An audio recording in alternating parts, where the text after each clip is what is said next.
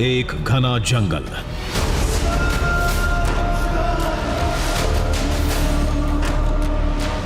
जंगल में बेसुध पड़े हम,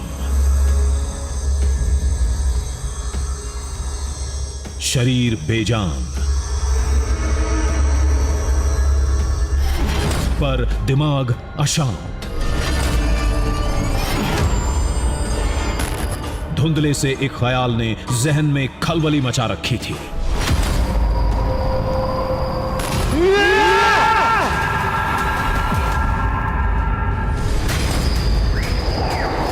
हम उठे और निकल पड़े उन राहों पर जिस पर चलने से लोग आज भी कतराते हैं।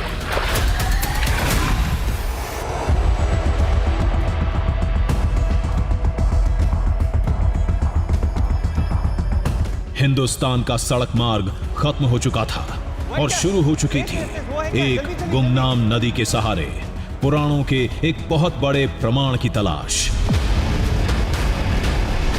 जो 9000 साल पुरानी कथाओं को सच साबित करने वाले थे।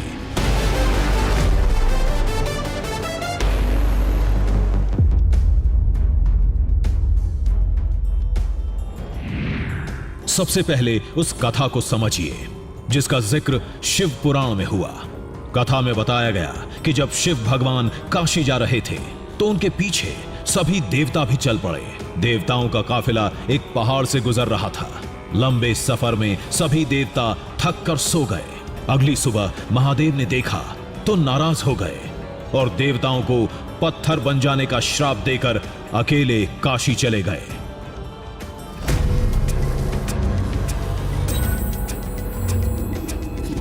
पुराणों में उस जगह को रघुनंदन पर्वत कहा गया है और जिस मार्ग से देवता धरती लोक में उतरे थे उसे धरती में देवलोक का द्वार, यानी एक रास्ता जो धरती को देवलोक से जोड़ता था।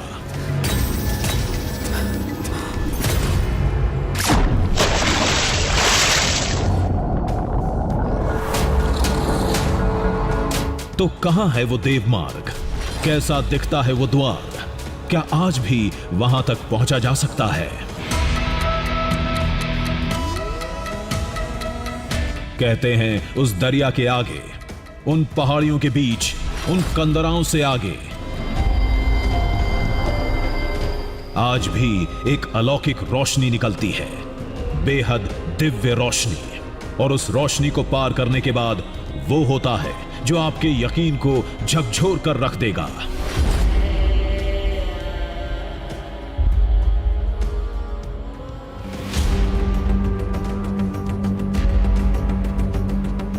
हमारे आज के दृश्यम की खोज में हम पहुंच चुके हैं भारत के तीसरे सबसे छोटे राज्य त्रिपुरा में। दरअसल यहाँ तमाम कथाएं आपको सुनने को मिलती हैं और उनमें दावा इस बात का किया जाता है कि ये वो जगह है जहाँ देवलोक जाने का रास्ता है, जहाँ देवता देवलोक से आते थे वो रास्ता मौजूद है।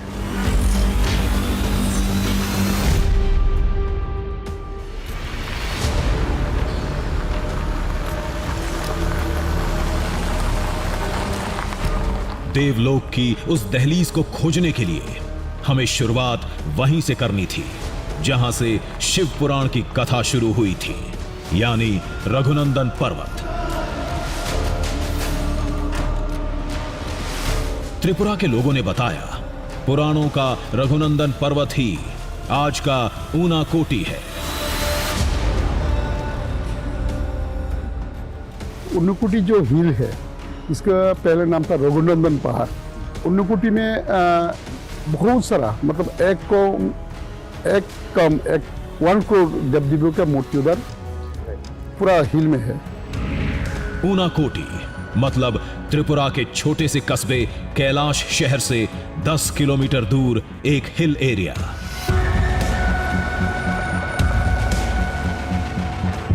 हमने सोचा पहले ऊनाकोटी चलते हैं, वहां की निशानियों को परखते हैं।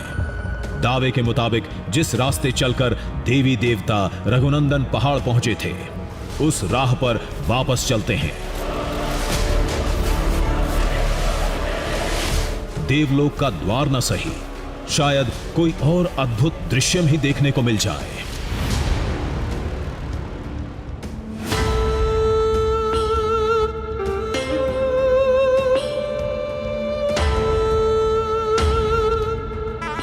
ऊनाकोटी पहुंचते ही वहां की पहली झलक ने हमें लाजवाब कर दिया।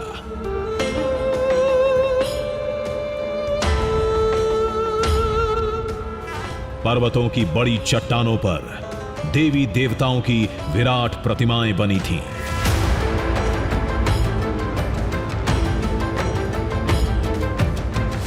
मानो ये कोई वादी नहीं, एक विशाल मंदिर हो।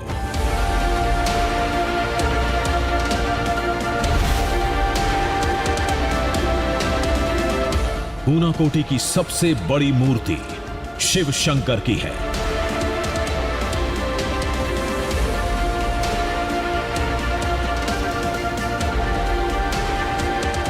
ये एक ऐसा रूप था जो कहीं और देखने को नहीं मिलता।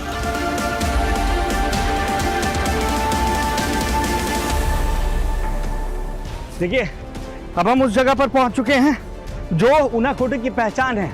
ये मूर्ति आप देख रहे हैं, ये तकरीबन 20 से 30 फीट ऊंची यहाँ नजर आ रही है और इतनी खूबसूरती से उकेरी गई है कि इसका कोई जवाब नहीं है।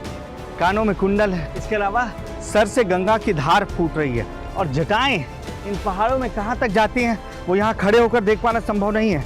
मैं पीछे भी होकर देखता हूँ तो ज़्यादा दूर तक नहीं देख सकता हूँ। ये इस पहाड़ के ऊपर तक जाती हैं। जैसा शिव जी का वर्णन पुराणों में है, ठीक वैसी ही आकृति यहाँ पर उकेरी गई है। और एक तरीके से आप कहते हैं कि जब भी ऊनाकोटी का जिक्र आता है तो आप इसी मूर्ति का दीदार करते हैं। यही तस्वीर आपने हर जगह देखी है।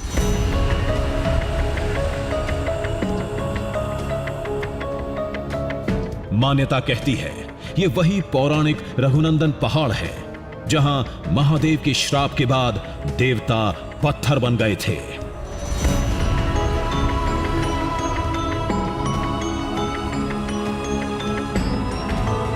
उसी मान्यता के मुताबिक चट्टानों पर बनी ये आकृतियां कुछ और नहीं, उन्हीं देवी देवताओं का एक रूप है।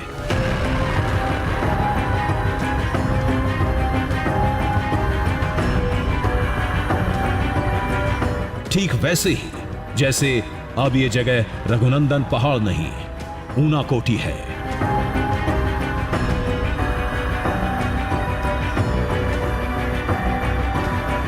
यहाँ जहाँ तक आप नजर डालते हैं हर एक पत्थर पर एक अलग आकृति नजर आती है और लोगों का तो ये मानना है कि ये सिर्फ इसलिए है क्योंकि भोले शंकर ने जब सुबह उठने के लिए कहा था और तमाम देवी देवता सुबह सूर्योदय के पहले नहीं उठे तो उन्होंने गुस्से में आकर सबको पत्थर में तब्दील कर दिया था।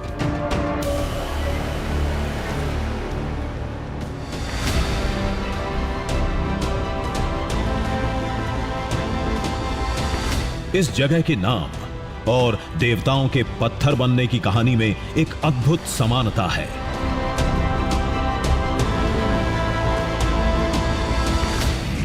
पौराणिक कथा के मुताबिक भगवान शिव के साथ कुल 1 करोड़ देवता काशी जा रहे थे।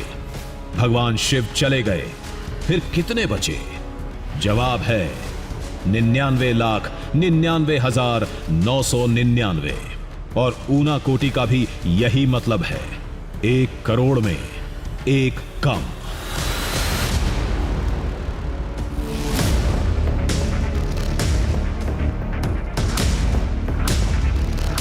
किसी ने गिनती नहीं की, किसी ने परखने की कोशिश भी नहीं की।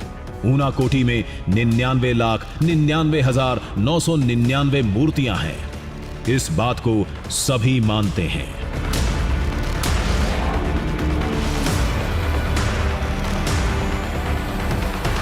देखिए, ऊना मतलब 1 कम, कोटि मतलब करोड़, यानी 1 करोड़ से 1 कम। और जब आप यहाँ पर खड़े होंगे तब आपको इसकी भव्यता देखकर समझ में आएगा कि आखिर क्यों इसे ऊनाकोटी कहा जाता है। यहाँ जहाँ तक आप नजर डालते हैं हर एक पत्थर पर एक अलग आकृति नजर आती है और लोगों का तो ये मानना है कि ये सिर्फ इसलिए है क्योंकि भोले शंकर ने जब सुबह उठने के लिए कहा था और तमाम देवी देवता सुबह सूर्योदय के पहले नहीं उठे तो उन्होंने गुस्से में आकर सबको पत्थर में तब्दील कर दिया था। और तब से लेकर अब तक इन पत्थरों के रूप में वो तमाम देवी देवता 99,99,999 देवी देवता यहाँ इस तरीके से विराजमान है।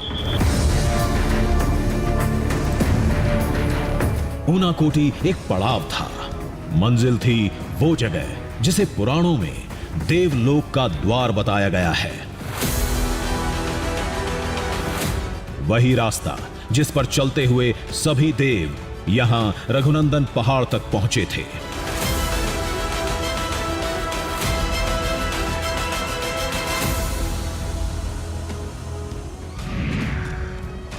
उस पौराणिक मार्ग को आज के नक्शे पर खींचा जाए तो वो रास्ता ऊनाकोटी से 170 किलोमीटर दूर छबीमुड़ा तक जाता है।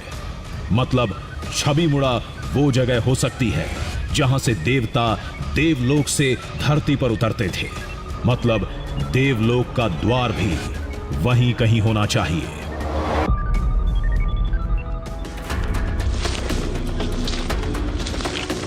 हम एक पौराणिक पहेली को सुलझाने ऊनाकोटी से छबीमुड़ा रवाना हो गए थे।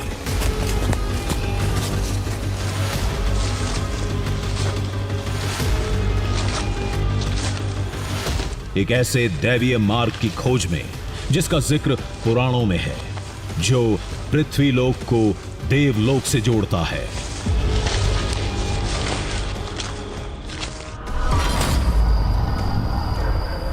कहते हैं उस जगह से आज भी दिव्य रोशनी निकलती है। एक बहुत तेज प्रकाश फूटता है जिसे आज तक कोई पार नहीं कर पाया।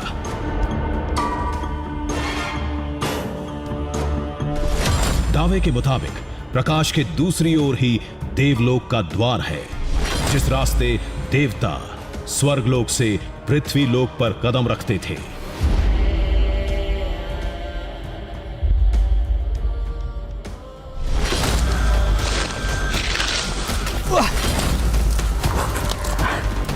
ख्वाब के चक्कर में रास्ते का ख्याल भूल गए और नतीजा खतरनाक निकला। इसी से आगे बढ़ने के चक्कर में अभी मैं गिर जाता, ये पेट टूट रहा है।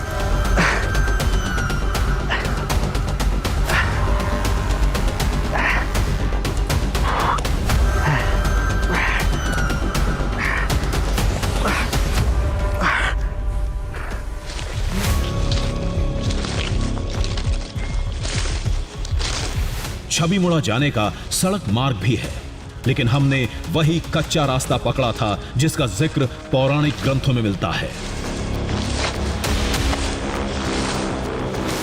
मान्यता के मुताबिक जिन रास्तों पर कभी देवता चला करते थे,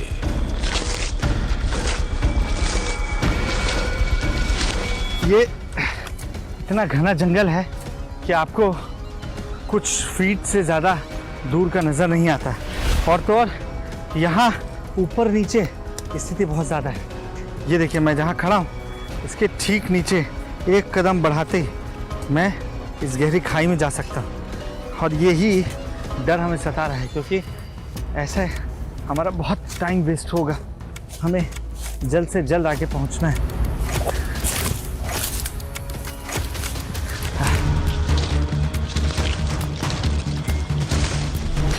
लड़ते, एक सेकेंड, भिड़ते, जूझते, ऐसा लग रहा है कि दिन खत्म हो जाएगा, लेकिन ये जंगल खत्म नहीं होगा।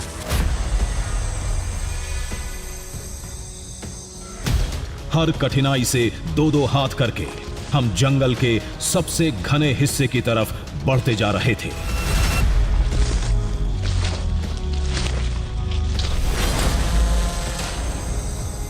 लेकिन दिमाग सवालों में उलझा था। पता नहीं वो मार्ग मिलेगा भी या नहीं। अगर मिल गया तो उसकी पहचान कैसे होगी, उसे साबित कैसे करेंगे, और सबसे बड़ी बात, वो मार्ग आज दिखता कैसा होगा।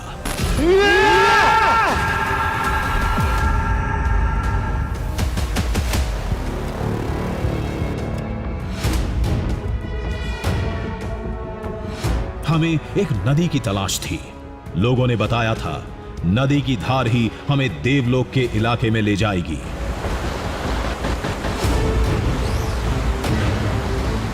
वहाँ पर पहुँचना मुश्किल है, नहीं पहुँच सकते आप वहाँ पर।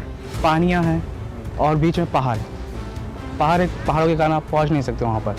घने जंगल हैं, बहुत बड़े बड़े, तो बीचों से आता है नदी, तो उस नदी को क्रॉस करके वहाँ पर जाना बहुत मुश्किल है। हमसे कुछ ही दूरी पर एक नदी बह रही थी।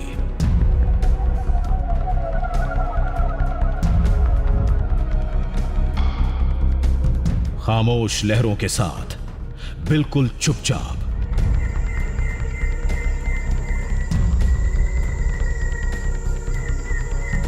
पूरा इलाका निर्जन था, हर तरफ सन्नाटा पसरा था। इस पर यह शांत नदी, कहीं ये किसी तूफान से पहले की शांति तो नहीं थी।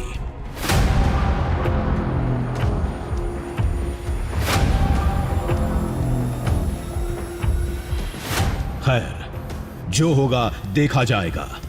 अभी तो इस नदी के सहारे आगे बढ़ने की चुनौती थी।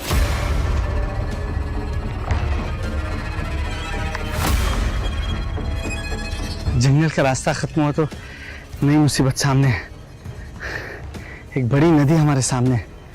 अब इससे पार करने के लिए हमें या तो बोट की ज़रूरत होगी या हम नदी के किनारे किनारे जा सकते हैं, जो कि संभव नहीं दिख रहा है क्योंकि ये रास्ता देख रहे हैं कितना दलदली है।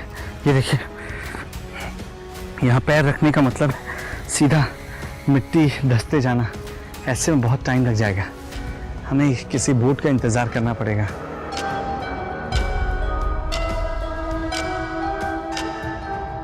इस बियाबान में नाव कहां से मिलेगी? नदी किनारे दलदल का खतरा नहीं होता तो पैदल ही निकल जाते।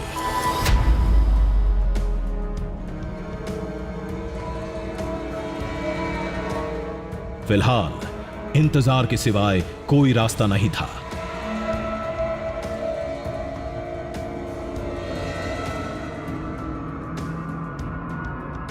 तभी दूर एक नाव दिखाई दी। एक सेकंड, कोई दिखाया जाए। एक सेकंड, आओ इधर आओ। कोई बोट है, कोई मछुआरे की बोट है।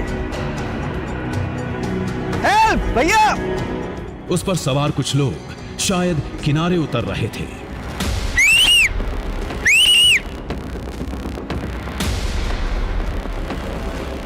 ऊपर वाले ने हमारा साथ दिया। नाविक ने हमारी आवाज सुन ली थी। लोगों को उतारकर वो हमारी तरफ बढ़ने लगा।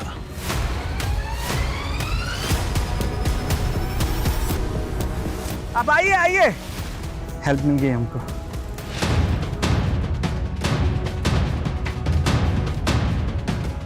त्रिपुरा की सबसे बड़ी नदी गोमती में हमारा सबसे बड़ा सफर शुरू हुआ।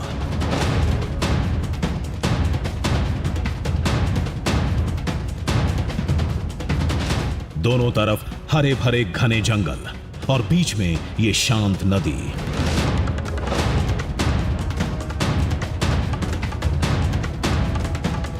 ये जगह किसी स्वर्ग से कम नहीं थी।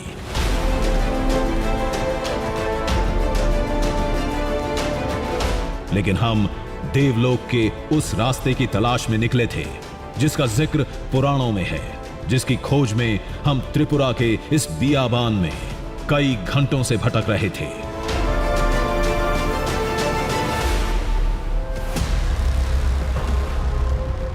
नाव लगातार डगमगा रही है, लेकिन ये गोमती का इतना गहरा इलाका है जहां पर जरा सा भी रिस्क लेना सही नहीं होगा, क्योंकि अभी हम अपने मंजिल से कितने दूर हैं हमें भी नहीं मालूम है। शायद ये भाई साहब भी नहीं जानते जो हमें लेकर जा रहे हैं कि आखिर हमें उस द्वार तक पहुंचने के लिए कितना सफर तय करना है जहां से रास्ता जाता है सीधा देवलोक के लिए, जो एक कड़ी के रूप में काम करता है पृथ्वीलोक और देवलोक के बीच में, जिसकी मान्यता यहाँ लोगों की जुबान पर आप कई बार सुन चुके हैं। बहरहाल उम्मीद यही है कि जल्द से जल्द ना सिर्फ हम वहां पहुंचेंगे बल्कि वहां का दृश्य भी हम आपको दिखा पाएंगे।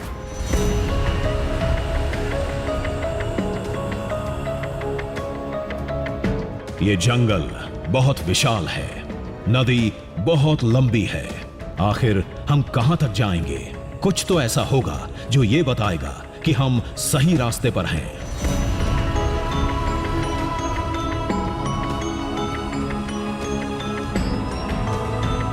लोगों ने एक पहचान बताई थी जहां से नदी किनारे पहाड़ों पर ऊनाकोटी की तरह लंबी चौड़ी मूर्तियां दिखने लगे। समझिए, आप देवलोक में प्रवेश कर गए हैं। हम इन पहाड़ों पर लगातार वो आकृतियां खोजने की कोशिश कर रहे हैं जिसका दावा लोग कर रहे थे, जिन्होंने हमें कहा कि आप इस इलाके में जाइए, यहाँ बिल्कुल आपको वैसी ही आकृतियां देखने को मिलेंगी। यहाँ आपको विष्णु लोक, आपको शिवलोक और आपको ब्रह्मलोक का नजारा देखने को मिलेगा। फिलहाल यहाँ सिर्फ और सिर्फ ये घने पेड़ नजर आ रहे हैं दोनों तरफ।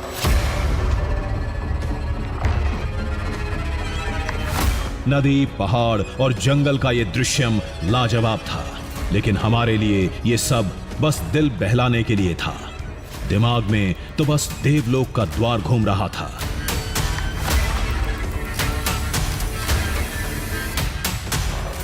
वो है क्या? तेज तेज तेज वो है क्या? जल्दी चलिए, जल्दी जल्दी। दूर पहाड़ों पर एक आकृति दिखी।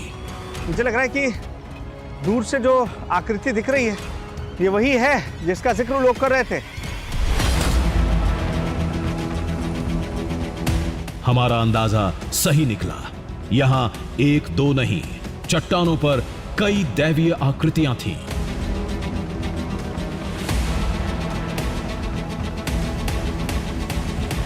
ये देखिए आप, ये पहली बार मैं देख रहा हूं नदियों के तट पर, यानी आप समझिए कि सबसे बड़ी नदियों में से एक गोमती नदी के किनारे पर इस तरीके की आकृतियां नजर आ रही हैं। आप देख रहे हैं, 1 2 3, यहां 3 चैम्बर नजर आ रहे हैं।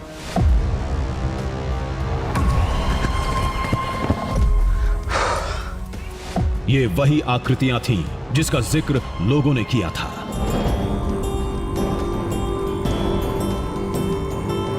हम शायद देवलोक के इलाके में प्रवेश कर चुके थे। देखिए, दूर से समझना मुश्किल था, लेकिन पास आकर भी मैं ठीक ठीक नहीं समझ पा रहा हूँ ये देवी की मूर्ति है या भगवान शंकर हैं, क्योंकि जटाएं आपको नजर आ रही हैं। ये तीनों मूर्तियाँ बीच में आप देखिए कि पद्मासन में कोई योग करता हुआ ध्यान करता है, तो ये शिव जी की मूर्ति हो सकती है। लेकिन एक नज़र में आपको ऐसा लगता है कि ये 3 देवियों की मूर्ति भी उकेरी गई है। जैसा कामाख्या देवी मंदिर में आपको मूर्ति नजर आती है, ठीक वैसी ही मूर्ति ऊपर नजर आ रही है।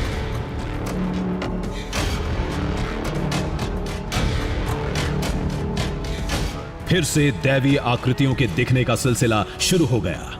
मतलब हम सही रास्ते पर थे।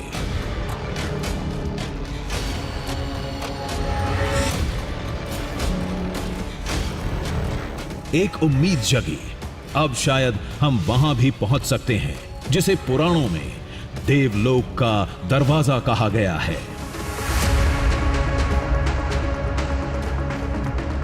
तभी नदी किनारे पेड़ों के झुरमुट से कुछ दिखा। ओह, ये मूर्ति है क्या? ये दुर्गा माँ है? दुर्गा माँ है। बहुत ही शानदार, बहुत ही बड़ी मूर्ति है यहाँ पर।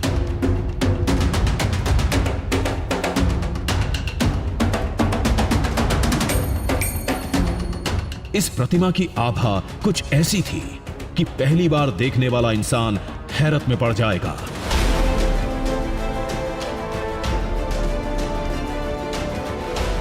बहुत ही लाजवाब कर देने वाला दृश्यम था ये। एक बड़े चट्टान पर देवी दुर्गा की कई फीट लंबी प्रतिमा उकेरी गई थी, 30 फीट से भी लंबी।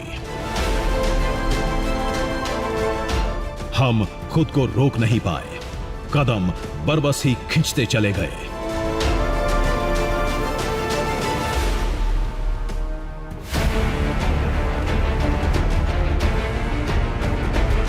सोचिए, जहां आज 21वीं सदी में पहुंचना इतना मुश्किल है, लगभग नामुमकिन, वहां कब यह मूर्ति बनाई गई, किसने बनाई, ये कोई नहीं जानता है। लोगों का तो यही मानना है कि देवता और देवी खुद यहाँ पर जब आए थे, वो पत्थरों में जब तब्दील हुए, तब से लेकर अब तक उनका वास, उनका निवास यहीं है। महिषासुर मर्दिनी, उनके बारे में जो आपने सुना है वो मैं ठीक अपने सामने चट्टानों पर देख पा रहा हूँ। इस खड़ी चट्टान पर कैसे ये संभव है, ये मैं भी सोच रहा हूँ। ये वाकई अद्भुत है।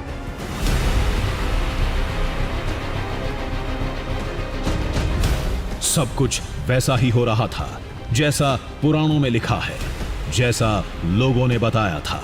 ये सारी बातें एक ही तरफ इशारा कर रही थी। शायद हम अपनी मंजिल के बेहद करीब थे। हम मूर्ति और निहारना चाहते थे। इस दृश्यम को अभी छोड़ने का मन नहीं था। लेकिन हमारे लिए आगे बढ़ना इससे ज्यादा जरूरी था। अब मैं ज्यादा वक्त यहाँ इसलिए नहीं दे सकता हूँ क्योंकि मुझे अब वो गुफा खोजनी है जिसे द्वार कहा जाता है, जिसे वो जरिया बताया जाता है जिसके जरिए देवता देवलोक से पृथ्वीलोक पर आते थे या वापस जाते थे। आगे बढ़ना होगा।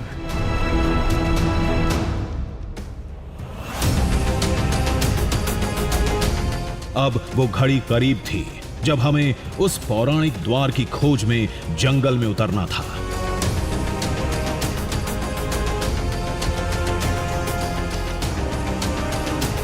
उस इलाके को लेकर लोगों में इतना खौफ है कि नाविक ने भी जाने से मना कर दिया। हमें अकेले ही जाना पड़ेगा।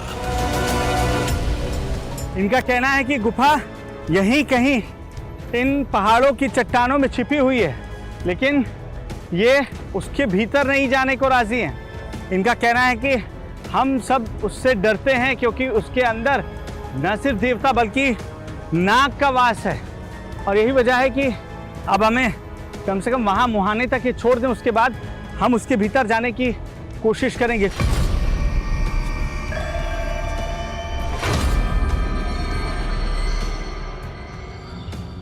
नाविक ने बताया, जंगल में दिखने वाली उस रहस्यमयी रोशनी से आगे जो गया लौट कर नहीं आया।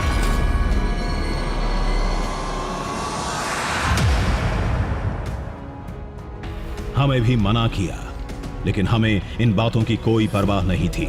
अब वो मोड़ आ गया जहां से हमें जंगल में जाना था, लेकिन नाव वाला इतना डरा हुआ था कि उसने नाव किनारे लगाने से साफ मना कर दिया। अब हमें पानी में कूदने की तैयारी करनी होगी क्योंकि ज़्यादा वक्त हमारे पास है नहीं। यहाँ से गुफा का सफ़र अब हमें पानी पार करके जाना होगा। नाव एक कोने पर रहेगी, दूसरे कोने तक हमें तैर कर जब जाना है तो संभव नहीं कि जूते के साथ जाया जा सके।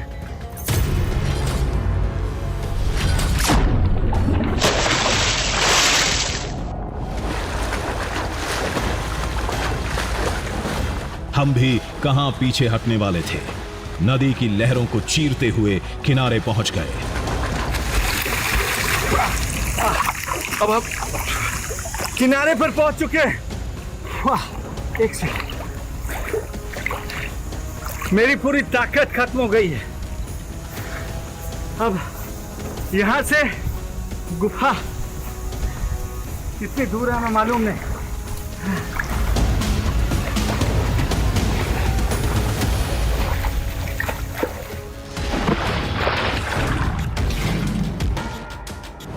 हमारे लिए ये कोई नई मुश्किल नहीं थी। ऊपर वाले का नाम लिया और जंगल में कूद पड़े।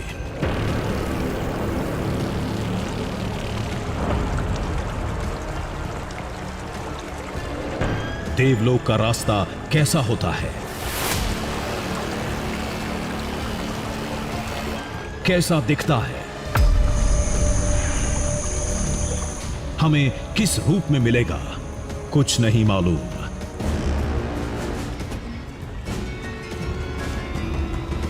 बस इतना जानते थे, जंगल के सबसे घने हिस्से में जहां सूरज की रोशनी नहीं पहुंचती, वहां एक तेज रोशनी दिखेगी। अगर उसे पार कर गए तो उसके पीछे वो पौराणिक द्वार मिल जाएगा।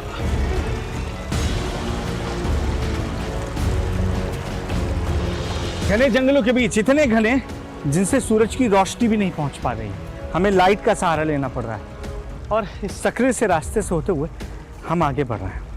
अब लोगों की मान्यता को सही माने तो ये वही जगह है जहाँ कभी 1 करोड़ देवी देवता होकर गुजरे थे। आज उन्हीं रास्तों से आगे बढ़ते हुए हम उस जगह का दृश्य आपको दिखाने जा रहे हैं, जिसके लिए कहा जाता है कि ये देवलोक का रास्ता हुआ करता था, जहाँ से देवलोक तक जाना आसान था, देवलोक से आना संभव था।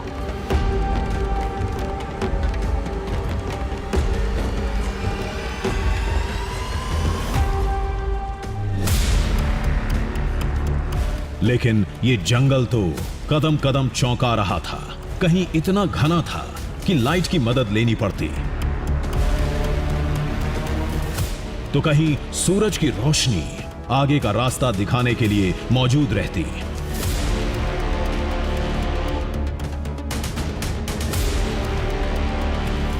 ये वो हिस्सा है जहां पर थोड़ा सा प्रकाश देखने को मिल रहा है और वाकई ऐसा लग रहा है कि एक पैसेज तैयार किया गया था, एक गलियारा आप देखिए जहां से कोई आ जा सके। और यही कहानी जुड़ती है देवताओं के आने के रास्ते से। यहाँ कई छोटे छोटे वाटरफॉल्स बारिश के समय में देखने को मिलते हैं, क्योंकि चारों तरफ ये पहाड़ से घिरा हुआ है। और देखिए यहाँ पे भी शायद बारिश के समय पानी बहता होगा जो आकृति है। आगे देखते हैं।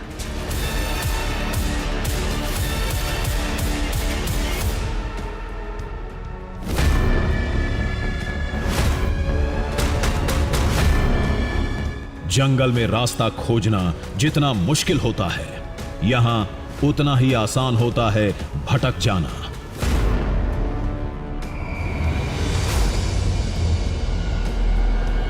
जंगल और घाटी की ये भूल भुलैया दिमाग को उलझा रही थी, लेकिन हमने भी चुनौती के हर चक्रव्यूह को भेदने की कसम खा रखी थी। यहाँ आवाज में कितना इको है, आप समझ सकते हैं कि एक कॉम्पैक्ट जगह पर हम हैं। अगर अभी बारिश हो जाती है तो हमारे लिए यहाँ से निकलना नामुमकिन हो जाएगा, क्योंकि सारा पानी पहाड़ का इस रास्ते से होकर जाता है। शायद पैसेज इसलिए इतना गहरा हो गया है। ओह, ये तो अंत आ गया है।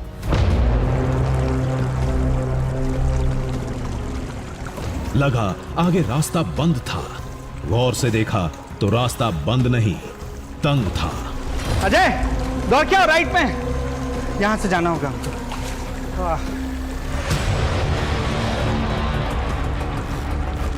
हम जिसे अंत समझ रहे थे, दरअसल वो उस दुनिया का आरंभ था जिसकी तलाश हमें यहां तक खींच लाई थी।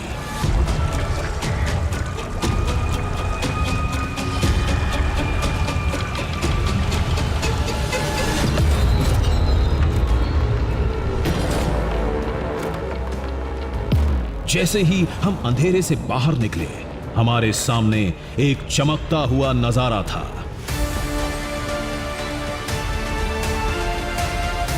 सूरज की तेज रोशनी से पूरी घाटी हीरे की तरह चमक रही थी।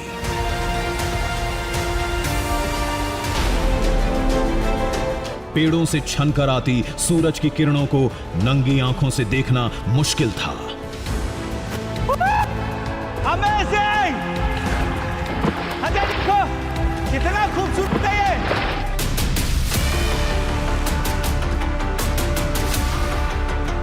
कहीं लोगों ने हमसे इसी जगह का जिक्र तो नहीं किया था। वाकई अद्भुत है ये कैनियंस। ये ऐसी जगह है जहां इससे पहले कोई पहुंचा हो, इसकी गुंजाइश लगभग नहीं के बराबर है।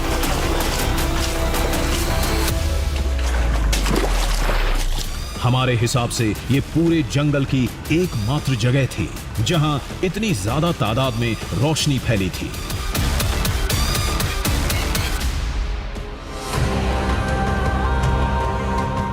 पूरी संभावना थी कि लोगों ने इसी जगह के बारे में हमें बताया था। उसके मुताबिक इसके आगे वो रास्ता होगा जिसे देवलोक का द्वार बताया जाता है।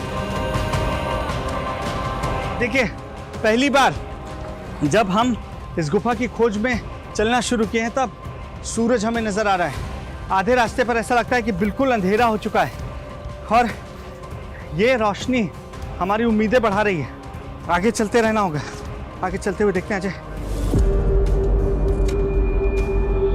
इस बात में कोई शक नहीं था कि ये जंगल का सबसे शानदार दृश्यम था, जिसे देखने का मौका चंद किस्मत वालों को ही मिला होगा। ये दृश्यम अद्भुत है। लेकिन हमारी मंजिल कुछ और थी। रोशनी से आगे बढ़े तो घाटी तंग होती चली गई। शायद आगे रास्ता भी बंद होगा।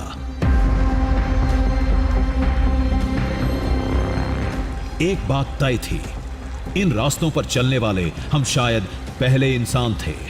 खौफ के मारे किसी ने आगे जाने की जरूरत ही नहीं समझी होगी। यहां कई अनदेखी निशानियां मौजूद थीं।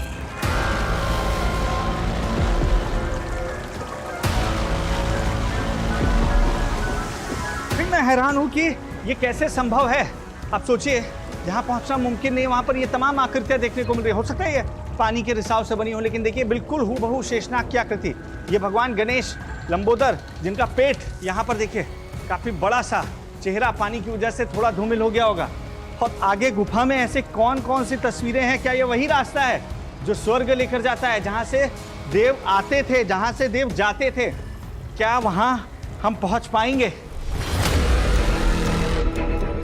लोगों के मुताबिक जहां दिव्य रोशनी दिखती है उसके आगे रास्ता खत्म हो जाता है।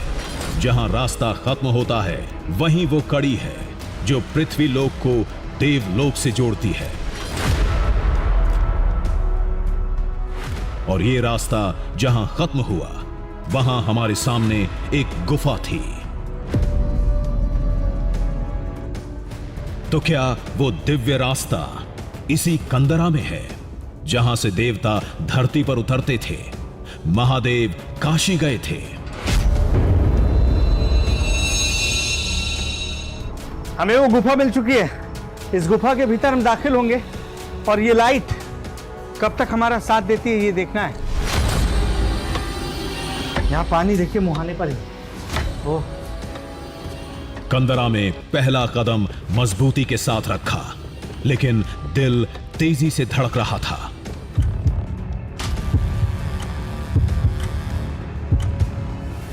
कोई कहता है विशालकाय सांप रहते हैं, किसी के मुताबिक यहां खतरनाक जानवरों का बसेरा है। तमाम बुरे ख्याल दिमाग की नसों को हिला रहे थे। ये आपको देवलोक तक लेकर जाएगी। इतनी गुफा आगे कितनी सक्रिय होती है, या आगे कहीं रास्ता मिलता है या नहीं।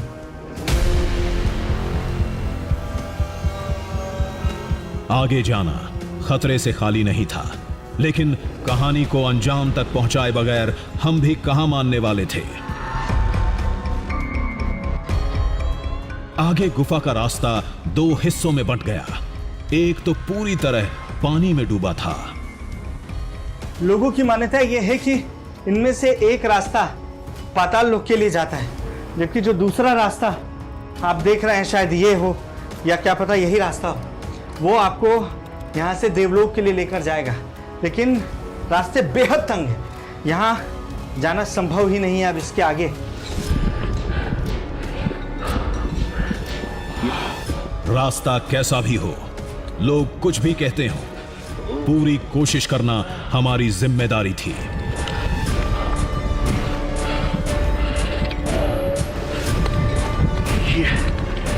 जहां तक जा सकते थे वहां तक गए, लेकिन एक मोड़ ऐसा आया जहां शरीर बुरी तरह फंस गया।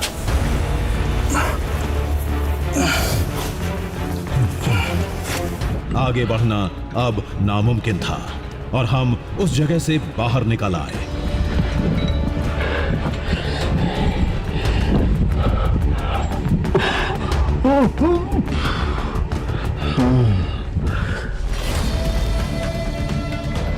हो सकता है पहले ये गुफा लंबी होगी, किसी और हिस्से में खुलती होगी, लेकिन आज इसकी पहुंच वहीं तक है जहां तक हम पहुंचे थे।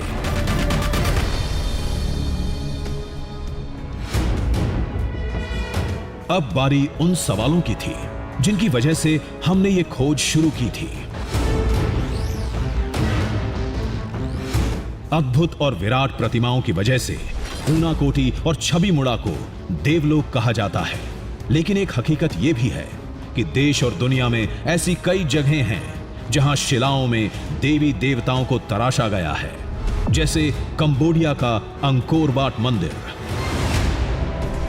लेकिन एक फर्क है, बाकी जगहों का एक लिखित इतिहास है, लेकिन ऊनाकोटी और छबीमुड़ा को लेकर एक लंबी रहस्यमयी चुप्पी है, और यही फर्क इसे बाकी जगहों से अलग करता है। लोग इसे देवी देवता से जोड़ देते हैं।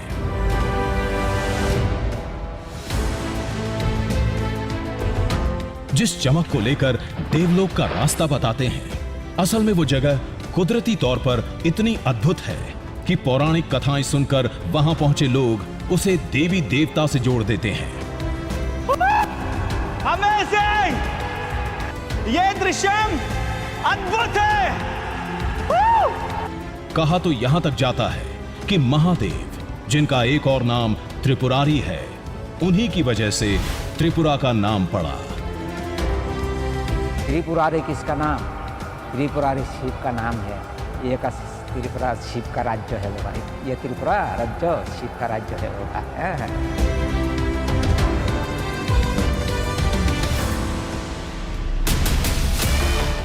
रहस्य भले ही अनसुलझे हों, लेकिन एक बात में कोई शक नहीं, इस इलाके में कुदरत ने अपनी जो कलाकारी दिखाई है, इससे ये जगह वाकई में जन्नत लगती है।